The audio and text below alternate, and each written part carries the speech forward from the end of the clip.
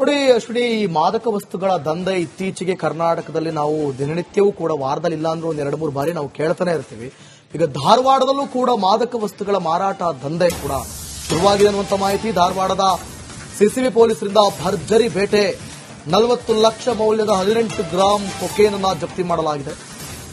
August 9ರ ರಾತ್ರಿ ಗೋವಾದಿಂದ ಹುಬ್ಬಳ್ಳಿಗೆ ಬರ್ತಿದ್ದಂತಹ cocaine ಖಚಿತ ಮಾಹಿತಿಯನ್ನು ಆಧರಿಸಿ ಉಪನಗರ ಪೊಲೀಸರು ದಾಳಿಯನ್ನ ಮಾಡಿದ್ದಾರೆ. ರಿಷಿ ಪಾಂಡೆ, ಸರ್ವೇಶ್ ಪಾಟೀಲ್, ದೀಪಕ್ ಮುದ್ಗಲ್ ಇವರನ್ನ ಬಂಧಿಸಲಾಗಿದೆ. ಧಾರವಾಡದ ಕಲಗೇರಿ ರಸ್ತೆಯ ವಿನಾಯಕ ನಗರ ಬಳಿ ದಾಳಿ ಮಾಡಿರೋದು. ವಿನಾಯಕ ನಗರ ಬಳಿ ಕಾರು ತಡೆದು ತಪಾಸಣೆ ನಡೆಸಿದಂತಹ ಪೊಲೀಸರು ಕಾರು, ಮೊಬೈಲ್, ಕೊಕೇನ್ ಸೇರಿ ಒಟ್ಟು 50 ಲಕ್ಷ ಮೌಲ್ಯದ ವಸ್ತುಗಳನ್ನು ಜಪ್ತಿ ಮಾಡಿದ್ದಾರೆ.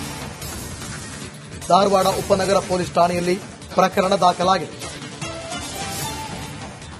ಆಗಸ್ಟ್ 9ರ ರಾತ್ರಿ ಗೋವಾದಿಂದ ಹುಬ್ಬಳ್ಳಿಗೆ ಈ ಕೊಕೇನ್ ಬರ್ತಿತ್ತು ಅನ್ನುವಂತಹ ಖಚಿತ ಮಾಹಿತಿಯ ಆಧಾರದೊಂದಿಗೆ ಉಪನಗರ ಪೊಲೀಸರು ದಾಳಿ ಮಾಡಿದರು.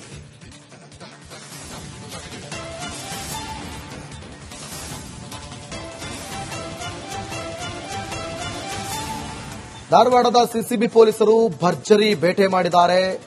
ಅವರ ವೆಹಿಕಲ್ ಸೇರಿ 50 ಲಕ್ಷ, ಬರೀ ಕೊಕೇನ್ 40 ಲಕ್ಷ, ಒಟ್ಟಾರೆ 50 ಲಕ್ಷ ವೆಹಿಕಲ್ ಕೂಡ ಸೇರಿ ವಶಕ್ಕೆ ಪಡೆದುಕೊಂಡಿರೋದು. ಪ್ರಕರಣ ಮುಚ್ಚಾಕೋದಕ್ಕೆ ಪೊಲೀಸರು ಷಡ್ಯಂತ್ರ ಮಾಡಿದ್ರ ಅನ್ನುವಂಥ ಪ್ರಶ್ನೆಗಳು ಕೂಡ ಇದೆ. ರಿಷಿ ಪಾಂಡೆ ಮತ್ತೆ ಸೇರಿದಂತೆ ಇನ್ನೊಂದಷ್ಟು ಆರೋಪಿಗಳನ್ನು ಈಗಾಗಲೇ ಬಂಧಿಸಿದ್ದಾರೆ.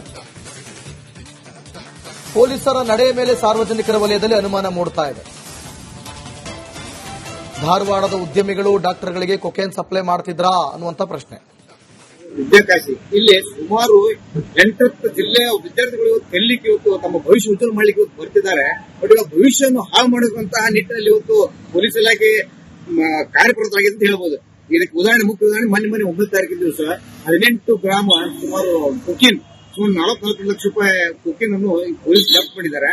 ಆ ಜಪ್ತ್ ಮಾಡಿದ್ರು ಸಹ ಇವತ್ತು ಜಪ್ತ್ ಮಾಡಿದಂತಹ ಮಾಲು ಎಲ್ಲಿ ಹೋಯ್ತು, ಏನಾಯ್ತು, ಅದಲ್ಲದೆ ಇವತ್ತು ತಂದಂತಹ ಕರ್ನಾಟಕಕ್ಕೆ ಬಂದಂತಹ ಈ ಕೊಕೇನ್ ಗೋವಾದಿಂದ ಬಂದರೆ ಅಲ್ಲಿ ಅದರ ಒಬ್ಬ ಡಾಕ್ಟರ್ ಉದ್ಯಮಿಗಳು, 2 ಉದ್ಯಮಿಗಳು ಇದರಲ್ಲಿ ಶಾಮೀಲಾಗಿ ಇವತ್ತು ಅವ್ರನ್ನ ಪೊಲೀಸ್ ಇಲಾಖೆ ಜಪ್ತ್ ಅವ್ರ ಕಡೆಯಿಂದ ಕಾರು ಮತ್ತು ಆ ಕೊಕೇನ್ ಜಪ್ತ್ ಮಾಡುವ ಮೂಲಕ ಅವ್ರು ಅರೆಸ್ಟ್ ಮಾಡಿ FIR ಮಾಡ್ತಾರೆ 9 ತಾರೀಕಿಗೆ. ಅವ್ರು ಮತ್ತೆ ಮರೆಂದ್ರೆ ಬೇಲ್ ಆಗ್ತದೆ. ಇವತ್ತು ಏನಾಗಿದೆಪ್ಪ ಅಂತಂದ್ರೆ ಇವತ್ತು ವಿದ್ಯಾಕಾಶಿಯಲ್ಲಿ ಇವತ್ತು ವ್ಯಸನ ಮುಕ್ತ ರಾಜ್ಯ ಮಾಡುವಂತಹ ನಿಟ್ಟಿನಲ್ಲಿ ಇವತ್ತು ವ್ಯಸನಿಗಳಾಗುವಂತಹ ವಿದ್ಯಾರ್ಥಿಗಳಿಗೆ ಇವತ್ತು ಈ ಪೊಲೀಸ್ ಇಲಾಖೆ ಸಪೋರ್ಟ್ ಮಾಡ್ತಾ ಇದೆ ಅಂತ ಹೇಳ್ಬೋದು.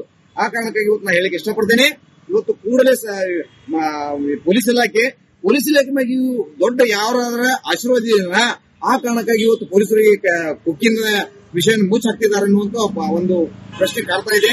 ಆ ಕಾರಣಕ್ಕಾಗಿ ಇವತ್ತು ಕೂಡಲೇ ರಾಜ್ಯ ಸರ್ಕಾರ ಇರ್ಬೋದು, ಸಂಬಂಧಪಟ್ಟ ಇಲಾಖೆ ಇರ್ಬೋದು, ಈ ಪೊಲೀಸ್ ಅಧಿಕಾರಿಗಳ ಮೇಲೆ ಇದ್ದಂತಹ ಯಾವ ಇದನ್ನಿದೆ ಅವರನ್ನು ಬಹಿರಂಗಪಡಿಸುವ ಮೂಲಕ ಅಧಿಕಾರಿಗಳು ಪೊಲೀಸ್ ಇಲಾಖೆ ಇವತ್ತು ಮಾಧ್ಯಮದ ಮೂಲಕ ಸಾರ್ವಜನಿಕ ಬಹಿರಂಗಪಡಿಸುವ ಮೂಲಕ ವಿದ್ಯಾರ್ಥಿಗಳಿಗೆ ಅದು ಆಗುತ್ತಿರುವ ಅನ್ಯಾಯ ಮತ್ತು ವ್ಯಸನ ಮುಕ್ತ ರಾಜ್ಯ, ವ್ಯಸನ ಮುಕ್ತ ನಮ್ಮ ಧಾರವಾಡ ಮಾಡಕ್ಕೆ ಪೊಲೀಸ್ ಅಧಿಕಾರಿಗಳು ಕಾರಣ ಆಗ್ಬೇಕು ಅಂತ ನಿಟ್ಟಿನ ಹೇಳ್ತಾ, ಇದಕ್ಕೆ ಯಾರೇ ತಪ್ಪಿಸಿರಲಿ ಅವ್ರು ಕೂಡಲೇ ಕಠಿಣ ಕ್ರಮ ತಗೊಳ್ಳಬೇಕು ಮತ್ತು ಇದಕ್ಕೆ ಕ್ರಮ ಆಗುವಂತ ನಿಟ್ಟಿನಲ್ಲಿ ಕಾರ್ಯಪ್ರವೃತ್ತರಾಗಬೇಕೆಂದು ಈ ಸಂದರ್ಭದಲ್ಲಿ ಹೇಳಿಕೆ ಇಷ್ಟಪಡ್ತೀನಿ.